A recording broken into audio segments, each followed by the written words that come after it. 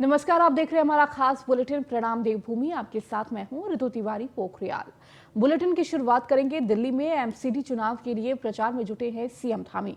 आज भी सीएम पुष्कर सिंह धामी करेंगे चुनाव प्रचार, तो बीजेपी प्रत्याशियों को वोट देने की जनता से अपील करेंगे। तो लगातार 2 दिनों से सीएम धामी दिल्ली में मौजूद है, तो कल भी चुनाव प्रचार करते हुए और दिल्ली में बीजेपी के पक्ष में वोट मांगते हुए सीएम धामी नजर आए थे। तो आज भी उनका चुनाव प्रचार का पूरा कार्यक्रम रहने वाला है। तो दिल्ली में एमसीडी चुनाव के लिए प्रचार में जुटे हुए हैं सीएम पुष्कर सिंह धामी और आज भी प्रत्याशियों के पक्ष में वोट मांगते हुए सीएम पुष्कर सिंह धामी नजर आएंगे। तो बीजेपी प्रत्याशियों को वोट देने की जनता से अपील करेंगे सीएम पुष्कर सिंह धामी।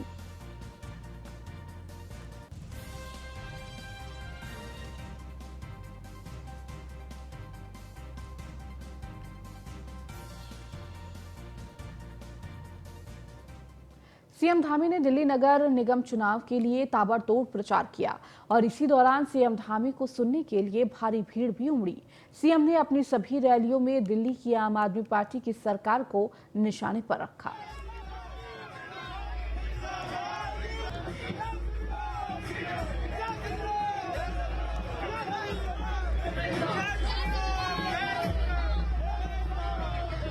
अब जहाँ भी चुनाव होता है, हर चुनाव में पूरे देश के लोग लगातार अब भारतीय जनता पार्टी को जिता रहे हैं, भविष्य में भी जिताएंगे। और जहाँ तक उत्तराखंड की बात है, उत्तराखंड के इस बार के विधानसभा चुनाव में पिछले सारे मिथक टूटे हैं, सारा रिवाज बदला है, नया इतिहास बना है।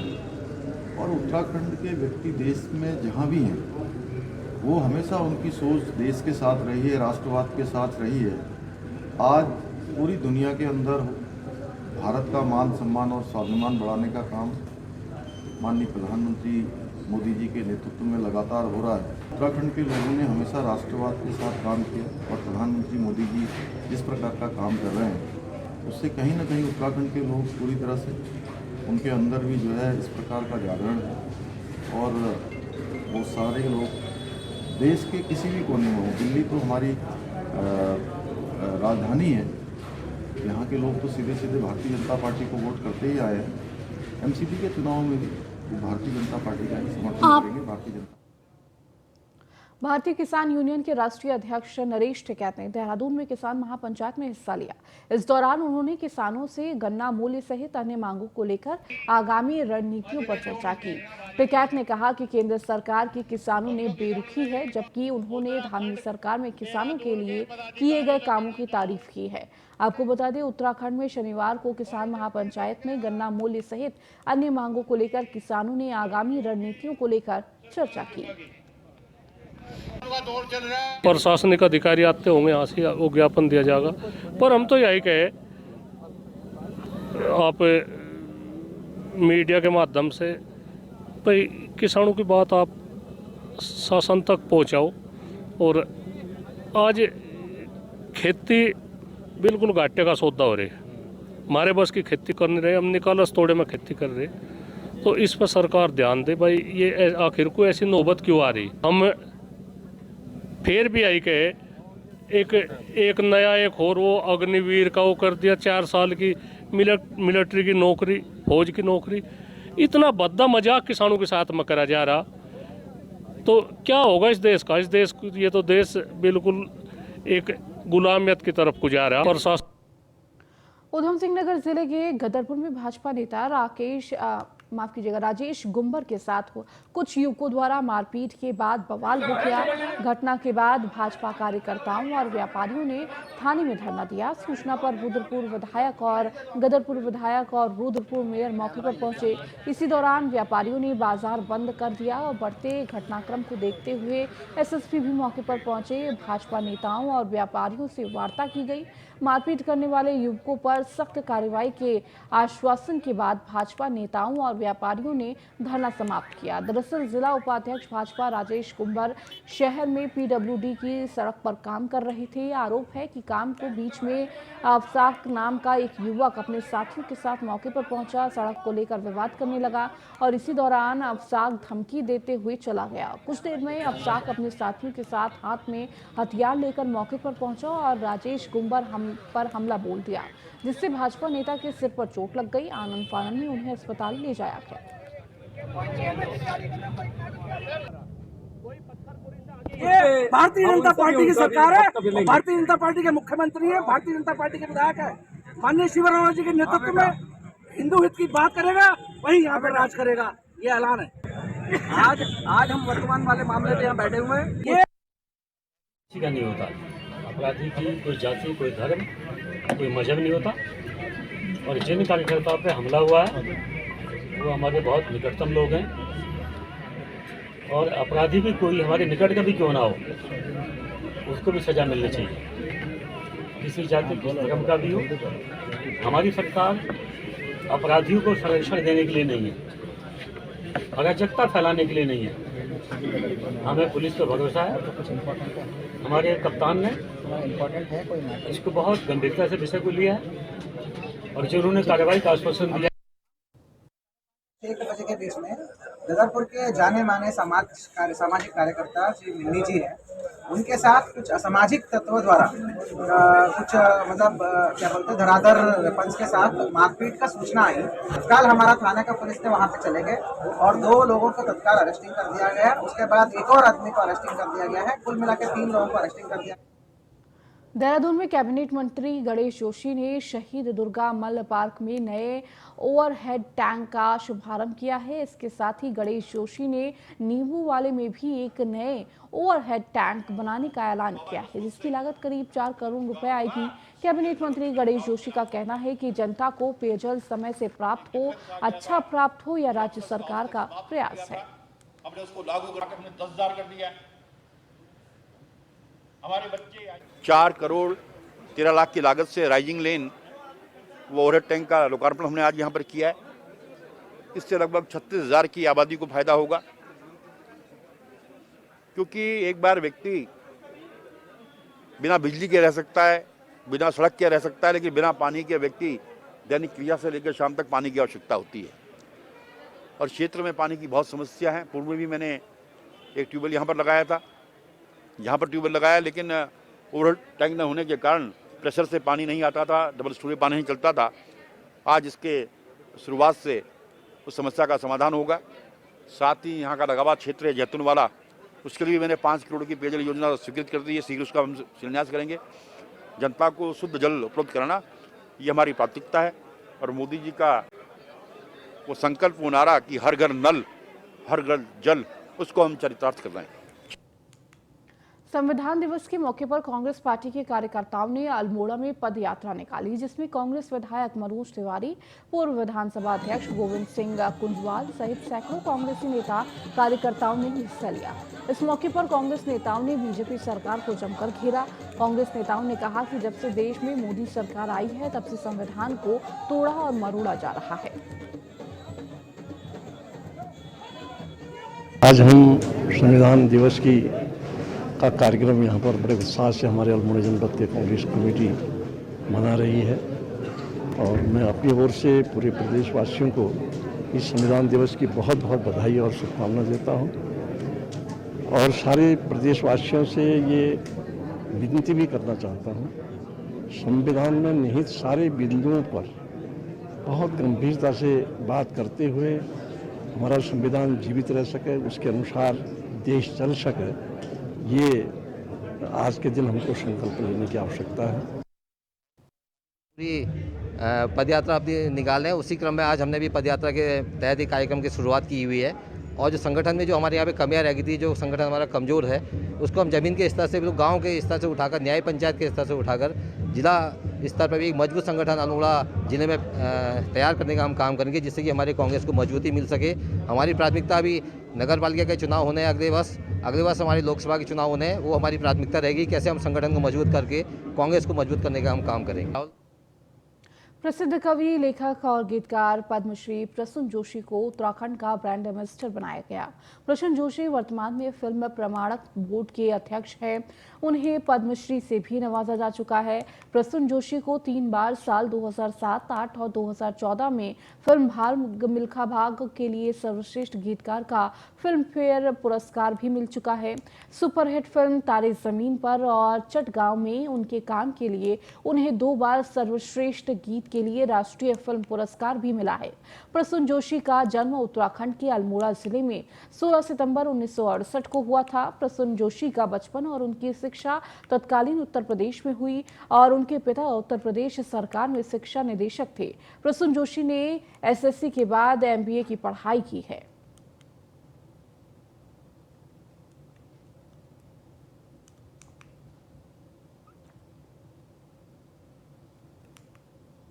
उत्तराखंड में भारतीय जनता पार्टी अब प्रधानमंत्री नरेंद्र मोदी के मन की बात कार्यक्रम को और भी विस्तार से देने जा रही है। आपको बता दें कि महानगर अध्यक्ष सिद्धार्थ अग्रवाल ने बताया कि मन की बात कार्यक्रम आयोजन में अब प्रत्येक कार्यकर्ता 10 लोगों के साथ किसी भी स्थान पर इस पूरे कार्यक्रम को सुनेगा और फिर उन्हीं लोगों के साथ इन पूरे विषयों पर चर्चा भी करेगा। अभी तक यह देखा जाता है कि कार्यक्रम संपन्न होने के बाद लोग चले जाते हैं। अब इस प्रक्रिया को बंद किया जा रहा है। अग्रवाल का कहना है कि यह कोई चुनाव के मद्देनजर कार्रवाई नहीं है, बल्कि प्रधानमंत्री का बात का विस्तार हो, लोग एक दूसरे तक उनकी बात पहुंचा सके, ये व्यवस्था की जा रही है और वार्डवार, बूथवार अब यह आयोजन होगा। मन की बात कोई लोकसभा चुनाव या किसी निकाय चुनाव या किसी से संबंधित नहीं है।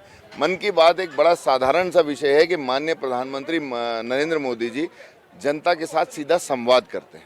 उसमें हमारा ऐसी कोई चुनाव से संबंधित कोई कार्रवाई नहीं है। मन की बात लगातार 2015 से भारतीय जनता पार्टी का प्रत्येक कार्यकर्ता अपने बूथ पर, अपने बूथ की समिति के साथ, अपने बूथ पर रहने वाले लोगों के साथ लगातार मन की बात सुनता रहा है।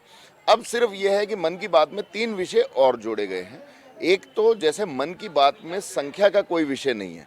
भारतीय जनता पार्टी के प्रत्येक कार्यकर्ता को न्यूनतम 10 लोगों के साथ बैठकर अपने घर में, अपनी दुकान पर, अपने प्रतिष्ठान पर कहीं भी मन की बात सुननी है।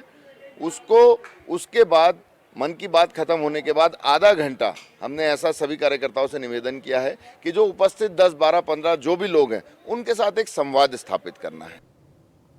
उत्तराखंड और यूपी के हजारों किसानों के बीच चल रहे सीमा विवाद को खानपुर विधायक उमेश शर्मा के मध्यस्थता करते हुए सुलझा लिया गया है। दरअसल तनाव बढ़ाने वाले इस सीमा विवाद को लेकर खानपुर विधायक उमेश शर्मा ने यूपी सरकार से संपर्क कर इसके निर्णायक समाधान पर दोनों पक्षों की सहमति जता दी है। खानपुर विधायक के मुताबिक उन्होंने अपने क्षेत्र के किसानों से वार्ता के पश्चात बिजनौर जनपद में यूपी सरकार और प्रशासन के समक्ष बिना दबे और डरे अपना पक्ष रखा है।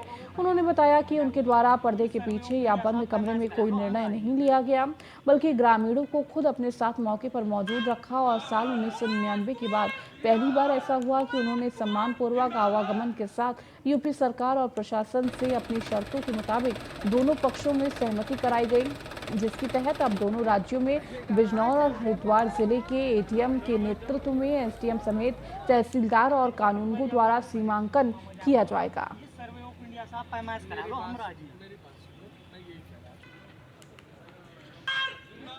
हमने जो भी निर्णय लिया अपने किसानों से बात करके लिया। हमने कोई पर्दे के पीछे से या बंद कमरे में कोई निर्णय नहीं लिया।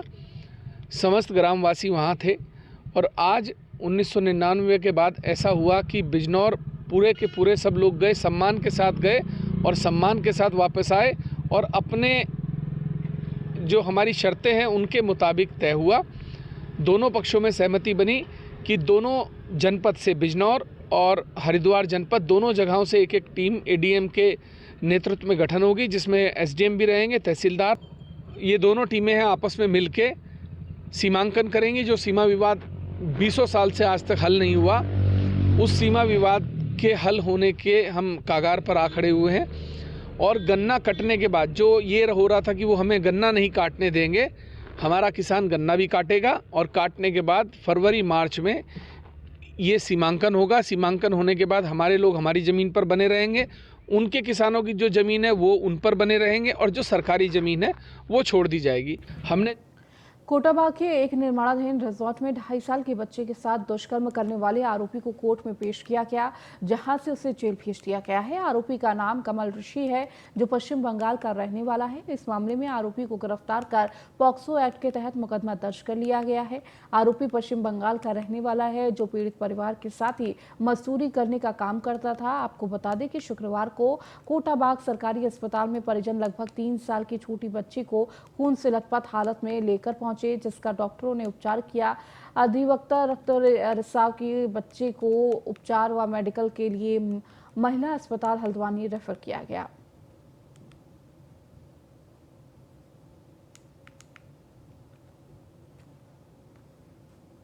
शाम कोटाबाग में कुछ बाहरी मजदूर एक रिसोर्ट का काम कर रहे थे। वहाँ पर एक 2.5 साल की बच्ची को मेडिकल हेतु अस्पताल कोटाबाग ले जाया गया, जहाँ पर डॉक्टर द्वारा बताया गया कि इसके साथ दुष्कर्म किया गया है, जिसके आधार पर उसके पिता मुन्ना ऋषि से तहरीर लेकर अभियोग पंजीकृत किया गया। अभियोग पंजीकृत करने के उपरांत साक्ष्य संकलन करने के उपरांत अभियुक्त कमल, जो पश्चिम बंगाल का रहने वाला था, उसे गिरफ्तार किया। गिरफ्तार करके जेल भेजा रहा। लड़की का मेडिकल और उपचार कराया जा रहा है। बच्ची आई थी अपने माँ बाप के साथ, तो ब्लीडिंग हो रही थी उसको पेशाब के रास्ते से, और उसकी माँ ने बताया कि उसके साथ किसी ने कुछ शारीरिक शोषण करने की कोशिश की है। तो उसको हमने प्राथमिक उपचार दिया और पुलिस को इन्फॉर्म किया।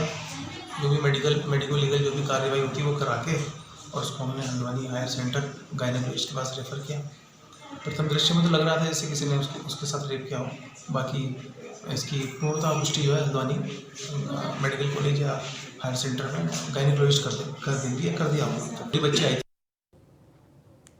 देहरादून में यातायात सुधार के नाम पर हो रहे धड़ाधड़ चालान और एम्बुलेंस जैसे वाहनों में भी क्लैंप लगाने की घटना के बीच यातायात पुलिस की पोल खुल गई है। राजधानी में सिर्फ घंटाघर, राजपुर रोड और चक्राता रोड तक सीमित ट्रैफिक पुलिस के चालान ऐप पर भी गलत और भ्रामक जानकारी दे रही है। इस बात का भी पता चलता है कि राज्य में सिर्फ धड़ाधड़ ऐप बनाकर जारी कर दिए जा रहे हैं। इससे कोई सुध लेने वाला नहीं है। राजधानी दून में 21 अगस्त को आई भारी बारिश के सतधारा रोड और आसपास के इलाकों में बारिश ने जमकर तांडव मचाया था, जिससे दून के महाराणा प्रताप स्टेडियम में एयरपोर्ट जाने का मार्ग थानों में एक पुल के क्षतिग्रस्त होने से बंद हो गया था।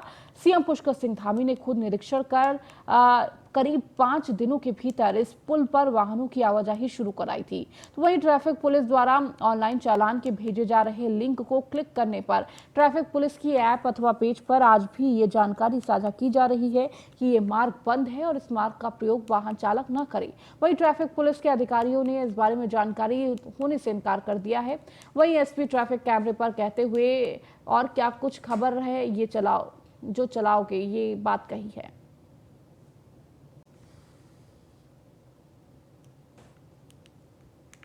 अरे यार कुछ भी थोड़ी ना चलाओगे यार। अरे यार कुछ भी थोड़ी ना चलाओगे यार। अरे यार कुछ भी थोड़ी। अल्मोड़ा मेडिकल कॉलेज मरीजों के लिए रेफरल सेंटर बन चुका है। अल्मोड़ा मेडिकल कॉलेज में चिकित्सकों और विशेषज्ञ डॉक्टरों की भारी कमी के कारण जहां मेडिकल कॉलेज में एमबीबीएस कर रहे विद्यार्थियों को नुकसान हो रहा है, तो वहीं उपचार के लिए आ रहे मरीजों को भी परेशानी का सामना करना पड़ रहा है। मेडिकल कॉलेज के प्राचार्य की माने तो उनके अनुसार फैकल्टी में चिकित्सकों की कमी है और जल्द ही यह पद सृजित होंगे। काफी काम हो रहे हैं, ये कर सकते हैं आप, ये कर। हाँ, ये एक जो है एक बहुत हाईटेक जो है एमआरआई जो कि पूरे कुमाऊं में जो है एक जो 9 लोग हैं जो सीनियर एजेंट और श्रीनगर से जो डॉक्टर हैं, उनको जो है 9 लोगों को जो है यहाँ पे ज्वाइनिंग के आदेश दे दिए गए हैं। तो एक तो 9 डॉक्टर जो हैं ये वहाँ से हमें मिल जाएंगे, 1 हफ्ते के अंदर जो है उन लोगों ने ज्वाइन करना है यहाँ पे। दूसरा, अभी जो है पूरे स्टेट में जो है असिस्टेंट प्रोफेसर के जो है रेगुलर भर्ती हुई है और जल्दी ही जो है वो लोग भी जो है ज्वाइन करेंगे। तो धीरे धीरे जो है जो फैकल्टी की थोड़ा बहुत जो कमी है वो कंप्लीट। आरटीओ ने ओवरलोडिंग और जुगाड़ के वाहनों के खिलाफ अभियान छेड़ दिया है। 4 जिलों देहरादून, हरिद्वार, उत्तरकाशी और टिहरी में 250 स्कूल वैन और बसों के चालान किए गए और 32 वाहन सीज भी किए गए। तो वहीं अब आरटीओ जुगाड़ से चलने वाले वाहनों के खिलाफ भी अभियान छेड़ने जा रहा है। RTO informant officer Shailendra Tiwari ने इंडिया न्यूज़ वन इंडिया को बताया कि हम लोग लगातार अभियान छेड़कर बिना लाइसेंस वाली गाड़ियों की पहचान कर रहे हैं और सीज और चालान की कार्रवाई की जा रही है।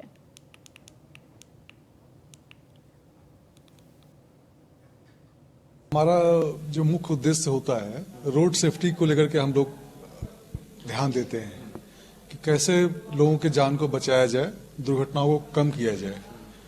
तो इसके लिए हम लोगों ने बीच में स्कूल बसों के खिलाफ अभियान चलाया था। वो काफ़ी सफल रहा था, 2 दिनों का अभियान था हमारा। उसके बाद हम लोगों ने जो परमिट शर्तों के उल्लंघन पे गाड़ियां चलती हैं, जैसे बसें हैं, टैक्सी हैं, उसके खिलाफ भी हमने पूरे हरिद्वार जिले में और देहरादून जिले में अभियान चलाया था, जो काफ़ी सफल रहा। अभी हम जुगाड़ वाहनों के खिलाफ अभियान चला रहे हैं। जो जुगाड़ वाहन होते हैं ना, जैसे किसी बाइक को या विक्रम को कट करके कुछ मॉडिफाई करके वाहन बना लेते हैं वो, और उससे वो सामान ढोते हैं, उसमें दुर्घटना की संभावना बहुत ज़्यादा रहती है। तो ये हमारा फोकस है। अब हम ओवरलोडेड जो ट्रक्स हैं, जो ज़्यादा सामान ले जाते हैं, इनके खिलाफ भी हम कार्रवाई करने जा रहे हैं। उत्तराखंड सरकार द्वारा 10 साल पुराने डीजल वाहनों को हटाए जाने और सीएनजी वाहन चलाए जाने के आदेश को लेकर ऑटो विक्रम यूनियन लामबंद हो गई है। उनका कहना है कि सरकार द्वारा मनमानी तरीके से यह आदेश जारी किए गए हैं। सिटी बस यूनियन के अध्यक्ष ने सरकार को चेतावनी दी है कि 29 दिसंबर को उत्तराखंड के ऑटो विक्रम चक्का जाम कर विधानसभा का कूच करेंगे और घेराव किया जाएगा। तो 1/11/2022 का जो आदेश था आरटीए का, उसको हमने तालिबानी आदेश इसलिए कहा था कि ये विक्रम ऑटो के लिए तो कहा ही था इन्होंने कि 10 साल बाद जो है ये जो है 1 मार्च 2023 को ये सारे जो है विक्रमों को समाप्त करके और जो है नए जो है यूरो 4 लाया जाए और या जो है सीएनजी विक्रमों को लाया जाए। दूसरा मेरा कहना था कि आज उसके अलावा इनके द्वारा ये कहा गया था, जो चुपचाप से इनके द्वारा जोड़ दिया गया था एक अन्य, कि अन्य सभी वाहन दिसंबर 2023 में समाप्त हो जाएंगे, जिसपे हमने जो है कड़ा प्रतिरोध किया था। तो उसको उसी शाम को आरटीओ महोदय द्वारा जो है उस तालिबानी आदेश को वापस ले लिया गया। आज इनकी बारी है, कल हमारी बारी है। इसलिए हमारा एक कहने का है कि सभी लोगों का पहाड़ में रोजगार रहे और हम सब लोग इनके साथ हैं और इसके कंधे से कंधा मिलाकर हम इनका जो है आंदोलन का समर्थन करते हैं। वहीं नरेंद्र नगर के राजकीय महाविद्यालय पोखरी में समय प्रबंध विषय पर 1 दिवसीय कार्यशाला का आयोजन किया गया। इस मौके पर नरेंद्र नगर के उप जिलाधिकारी देवेंद्र नेगी बतौर मुख्य वक्ता के रूप में कार्यक्रम में शामिल हुए। करियर काउंसिल एवं एक्सक्लूसिव सेल द्वारा आयोजित इस कार्यशाला में पोखरी महाविद्यालय के इंटर कॉलेज पोखरी के छात्र छात्राओं को करियर बनाने के विषय में बताया गया।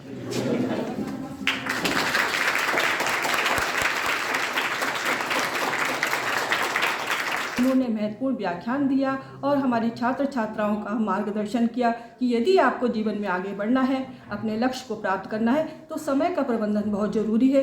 इसका यही एक मूल मंत्र है कि हम समय का प्रबंधन करें, मेहनत करें और मेहनत करें। और सभी छात्र छात्राएं इससे बहुत उत्साहित। कैरियर काउंसलिंग की जो एक बच्चों के बीच में एक बैठक थी, सभा थी, इसमें मेरे द्वारा बच्चों को विभिन्न जो आजकल कैरियर हैं उपलब्ध हैं उसके बारे में जानकारी दी गई, बच्चों की क्वेरीज का समाधान किया। हमारे कॉलेज में नरेंद्र नगर के SDM sir mister DS Negi sir आए थे। आज वो कैरियर काउंसलिंग की तरफ से आए थे। उन्होंने हमें टाइम मैनेजमेंट के बारे में बताया, बहुत सब ज्ञान दिया और अपने अनुभव हमसे साझा किए। हमें किस तरह से पढ़ाई करनी है, किस तरह से टाइम मैनेजमेंट करना है, इस बारे में सिखाया। अपने गुरु का मतलब जो उनके गुरु ने उन्हें सिखाया वो बातें हमसे साझा की। वहीं प्रदेश में लगातार भूकंप के झटकों को लेकर अब अल्मोड़ा नगर पालिका सतर्क मोड पर है। आपको बता दें कि अल्मोड़ा नगर भूकंप की दृष्टि से अति संवेदनशील है। भूवैज्ञानिकों के अनुसार यह क्षेत्र भूकंप के चौथे जोन में आता है। नगर पालिका अध्यक्ष प्रकाश जोशी ने बताया कि अल्मोड़ा नगर दरारों में बसा है, जिससे खतरा और अधिक बढ़ने की संभावना हो जाती है।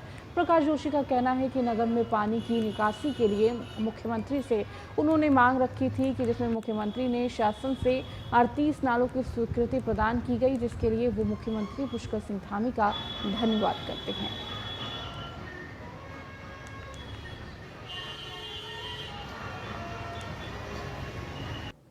अल्मोड़ा